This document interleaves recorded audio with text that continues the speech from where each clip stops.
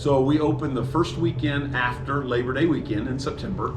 And in September we run Friday, Saturdays. And then when we get into October, we start with the first Friday in October, and we'll run 7 days a week through Halloween, which this year happens to be on Sunday, October 31st. And then we're off that week, and we come back the first Friday and Saturday of November. Overall, each year it runs about 36 to 37 shows a season. So we use what's called a dynamic pricing system. So there's not any one specific price. And what I mean by that is early in the season, we'll do a lower price when we're trying to entice more customers to come to the facility, as opposed to on a night, let's say in late October, which is one of our busiest weekends, we'll raise the price there to use price to actually slow down the number of customers that come to the facility. It's all based on supply and demand. So the history of Indy Scream Park is owned and operated by locally here in Anderson.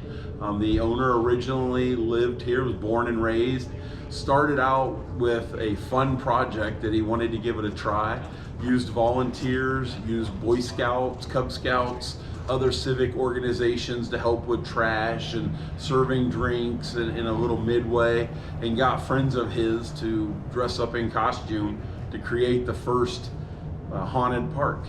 And that was either 12 or 13 years ago. And then after that, he's like, you know, I think we can make a go of this. We can make this a business. Turned it into Indy Scream Park.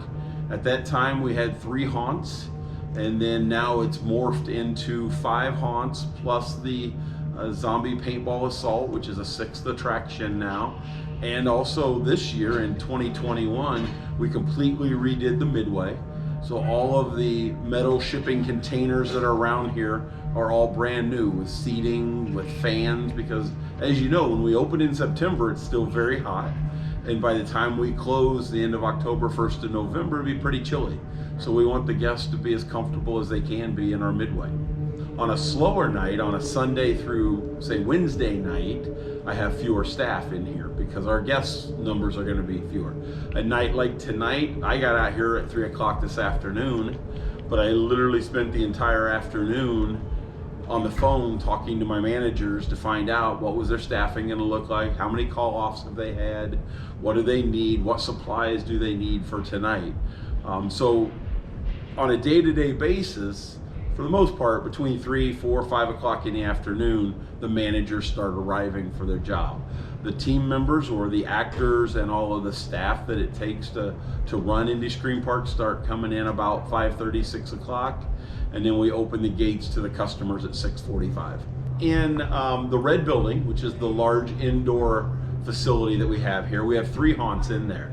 The first one is Nightmare Factory Blackout. The storyline behind that is it's an old dilapidated factory that closed up.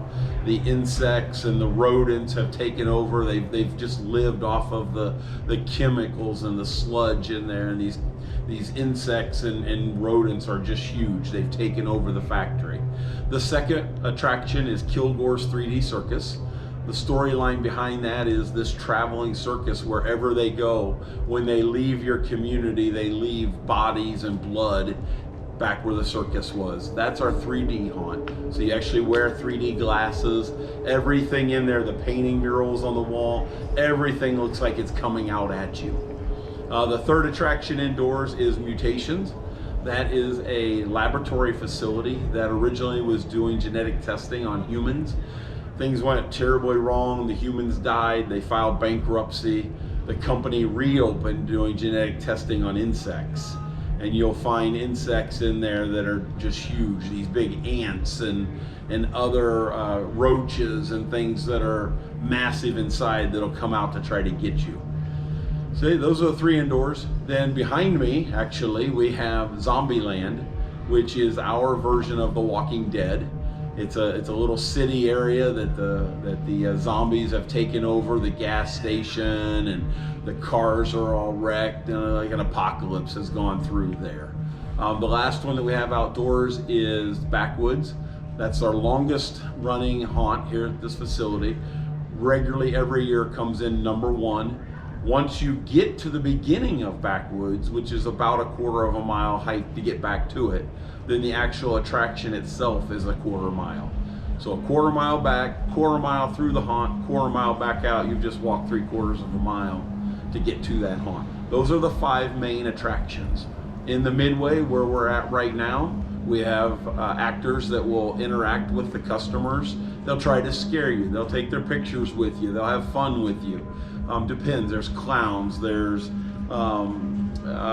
mental patients running around. There's all of your typical haunted characters from Freddy Krueger, and those folks will be here in the midway for the guest enjoyment. Then last year we added an attraction called ZPA, Zombie Paintball Assault, where you get the opportunity as a guest. It's an add-on attraction, so you buy another ticket for that, but you get on a bus and you ride the bus around the paintball field, actually getting to shoot zombies that are out there on the field.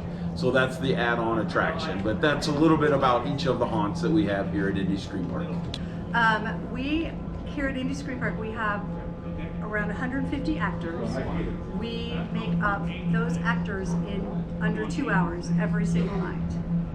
We have lots of tricks, and some things take longer than others, and we have a way of balancing that out. Like we do some things with our zombies and our monsters in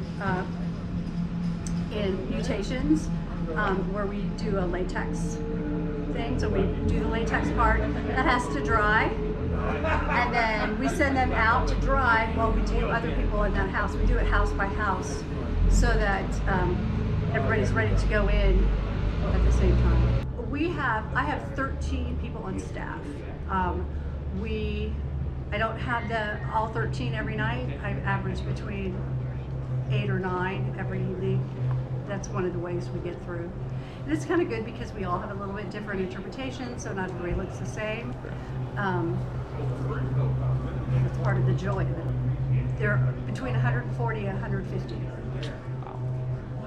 And we do that every night. Every night. And the thing about our job is it never changes. It doesn't matter if it's rainy, it doesn't matter if it's cold, it doesn't matter how many of them are here or they're not here. We do their makeup. We have a professional costume person, professional makeup people. We make them feel special.